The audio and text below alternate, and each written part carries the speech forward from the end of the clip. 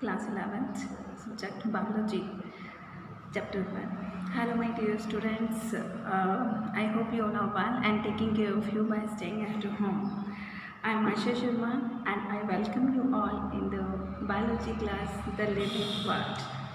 तो मैं आपको लेके चलती हूँ एक ऐसी दुनिया में जहाँ पर हम जानने की कोशिश करेंगे अपने आप को, अपने आसपास के एनवायरनमेंट को और उस एनवायरनमेंट में रहने वाले सभी ऑर्गेनिज्म के बारे में। ठीक है, तो biology is very interesting subject क्योंकि हम इसमें कोशिश करते हैं अपने आप को जानने की और हमसे जुड़ी हुई इस नेचर की और नेचर और ऑर्गेनिज्म किस तरीके से एक कोऑर्डिनेट फॉर्म में काम करते हैं, इस चीज़ को, इस फिनोमेनन को हम समझने की कोशिश करते हैं बायोलॉजी में।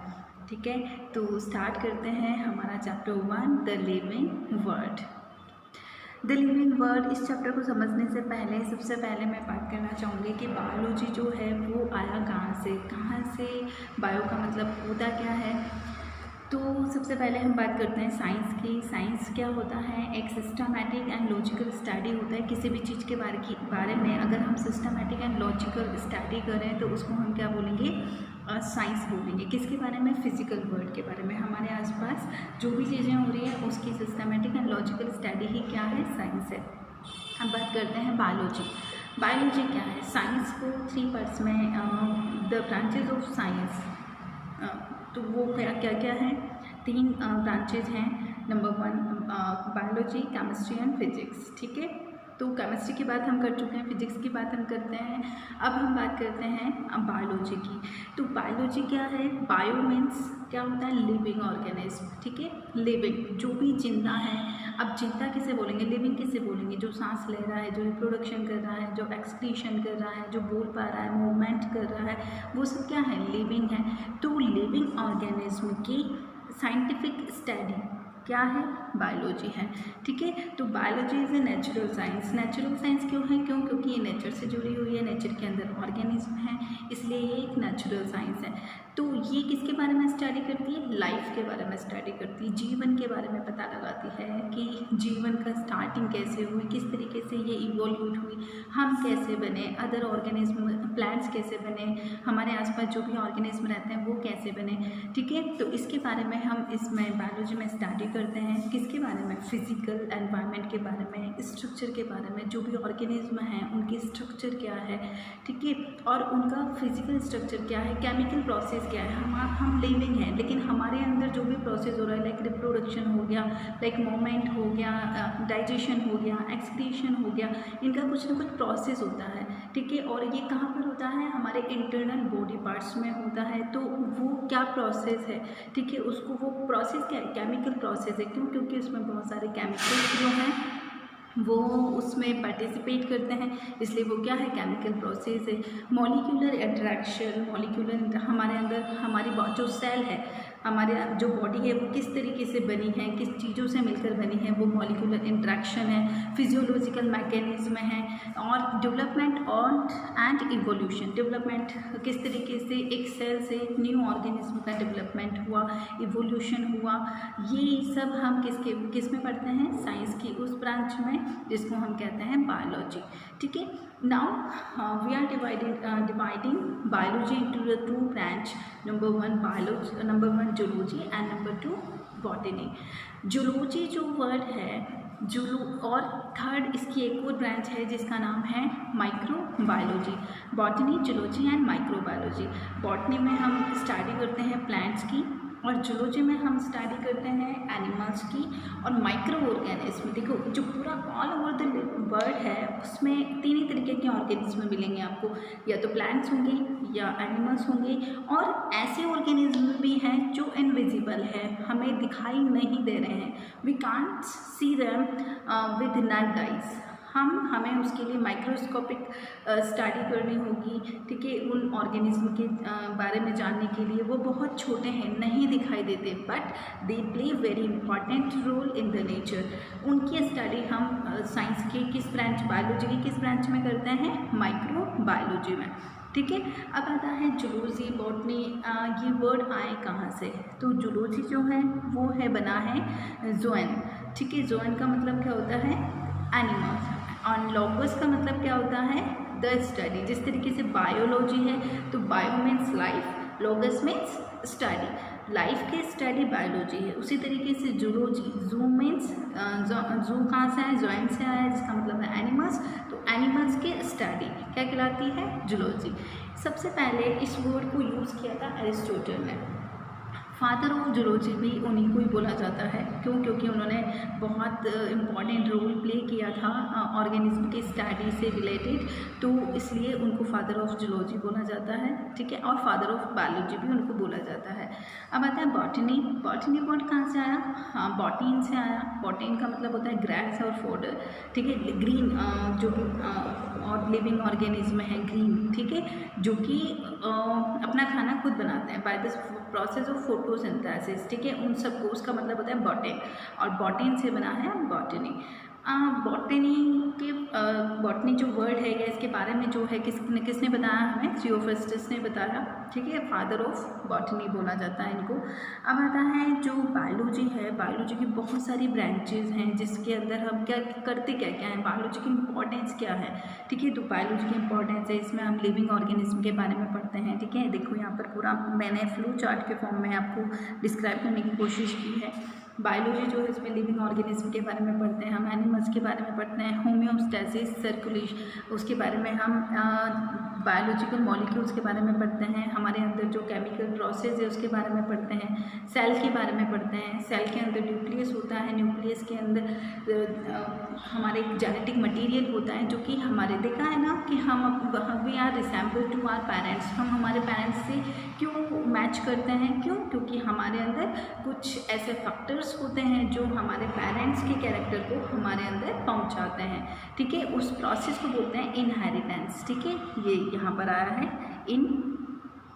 इनहेरिटेंस, ठीक है। उसके बाद inheritance related to the DNA, DNA related है जीन से। उसके बाद आता है हमारे पास जो बायोलॉजी है, बायोलॉजी में पहले सबसे छोटी लाइफ, पहले अर्थ बनी, अर्थ के ऊपर ऑर्गेनिज्म आए जो बहुत छोटे थे, बहुत स्मॉल थे, उसके बाद धीरे धीरे उनका डेवलपमेंट स्मॉलर टू कॉम्प्लेक्स होता गया, उस प्रोसेस को हमने बोला इवोल्यूशन। उसके बाद लाइफ का डेवलपमेंट होने लगा और पूरी तरीके से डेवलप्ड ऑर्गेनिज्म बने, मतलब कि ह्यूमन बीइंग, ठीक है।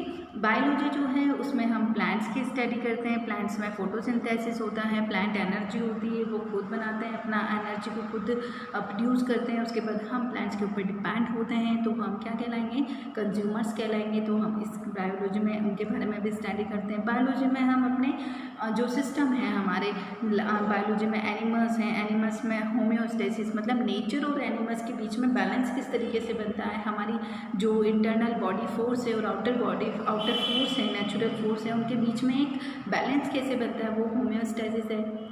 सर्कुलेशन कैसे होता है, ब्लड क्यों क्या काम करता है, ब्लड का रोल क्या है, ठीक है। ऑक्सीजन हम क्यों लेते हैं, इन सब के बारे में हम स्टडी करेंगे बायोलॉजी में। Circulation, reproduction and nutrition, excretion, endocrinal system, इन सब के बारे में हम स्टडी करते हैं बायोलॉजी सब्जेक्ट में, ठीक है। तो ये तो हो गया हमारा फ्लो चार्ट। अब आता है हमारे पास करियर इन बायोलॉजी। बायोलॉजी में आप क्या क्या कर सकते हैं, बायोलॉजी में बायो इन्फॉर्मेटिक्स मतलब हमारे जो भी बायोलॉजी से रिलेटेड जो डेटाज हैं वो रिलेटेड टू द कंप्यूटर, उनको स्टोर किया जाता है कंप्यूटर में और उसमें प्रोसेसिंग की जाती है।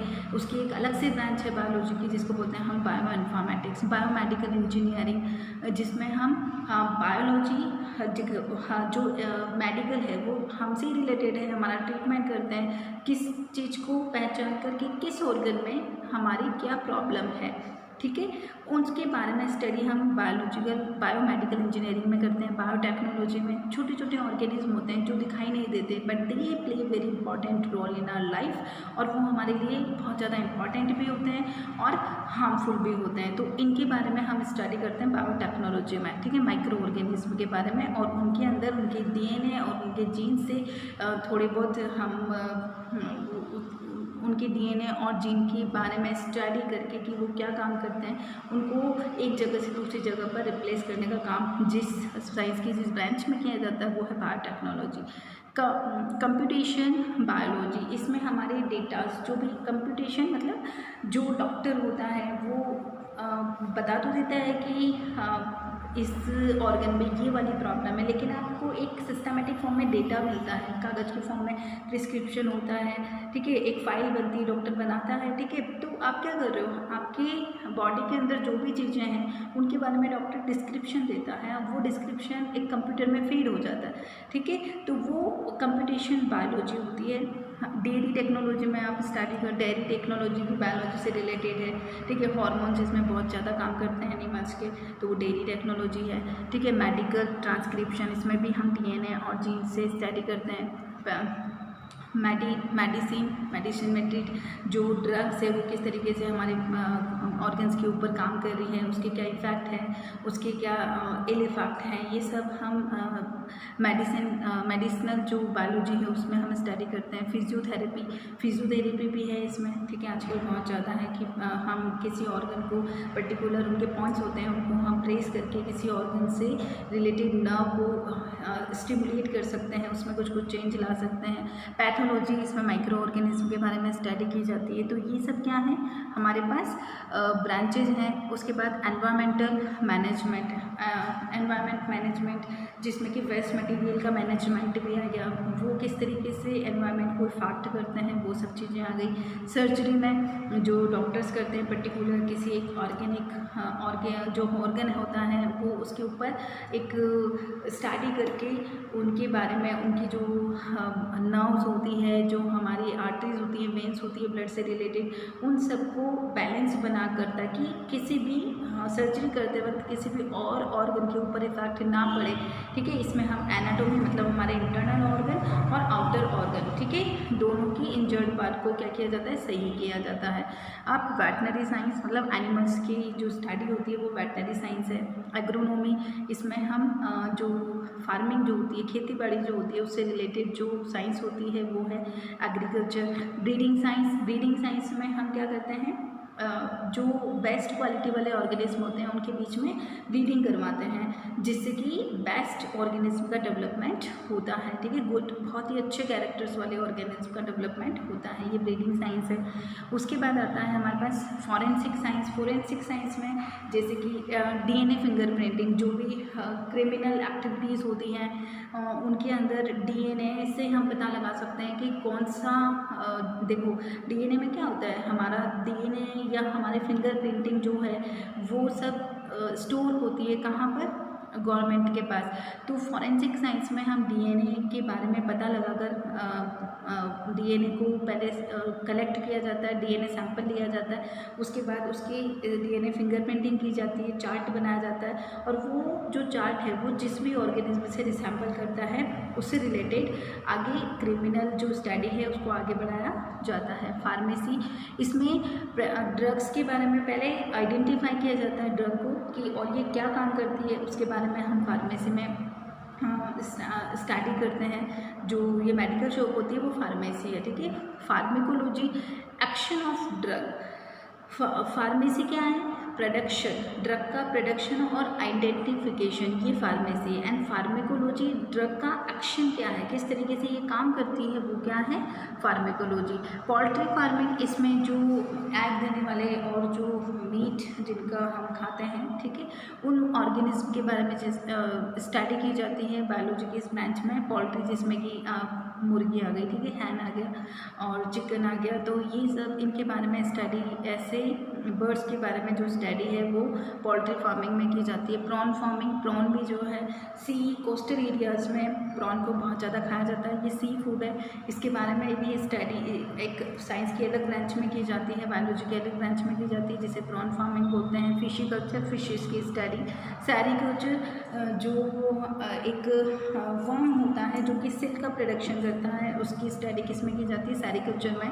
एंड नर्सिंग, आप इसमें नर्सिंग भी कर सकते हो, ठीक है, जो डॉक्टर को असिस्ट करते हैं वो नर्सिंग में जा सकते हैं। और नर्सिंग में ज़रूरी नहीं है सिर्फ नर्स ही बना जाए, इसमें आप नर्सिंग कॉलेज में लेक्चरर भी बन सकते हो, बहुत अच्छा फील्ड है, तो आप इसको भी ज्वाइन कर सकते हो। तो इतने सारे फील्ड हैं, जो भी आपका इंटरेस्टिंग फील्ड है आप उसमें जा सकते हो, और बहुत ज़्यादा स्कोप बायोलॉजी में अभी प्रेजेंट है, ठीक है।